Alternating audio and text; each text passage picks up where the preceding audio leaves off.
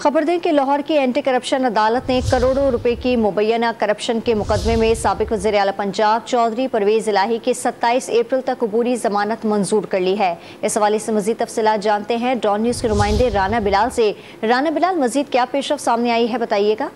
जी देखें, anti corruption Punjab ने साबिक वज़ीर आला पंजाब परवेज इलाही के खिलाफ करोड़ों रुपए की करप्शन का मुकदमा दर्ज किया था और इस मुकदमे में गिरफ्तारी से बचने के लिए परवेज इलाही ने लाहौर की एंटी करप्शन की खुसूसी अदालत में दरख्वास्त जमानत दायर की थी और अब इस दरख्वास्त जमानत पर अदालत ने समाअत की है और अदालत ने एंटी करप्शन को 27 अप्रैल तक परवेज इलाही की गिरफ्तारी से रोक दिया है और 27 अप्रैल तक परवेज इलाही की जो अबूरी जमानत है वो मंजूर कर ली गई है।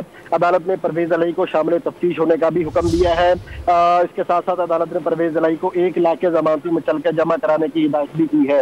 एंटी करप्शन कोर्ट के जज अली रजा ने परवेज इलाही की दरख्वास्त जमानत पर समाअत की और परवेज इलाही अदालत में पेश हुए। अदालत ने 27 अप्रैल तक परवेज इलाही की अबूरी जमानत मंजूर कर ली है। बहुत शुक्रिया आपका राना बिलाल।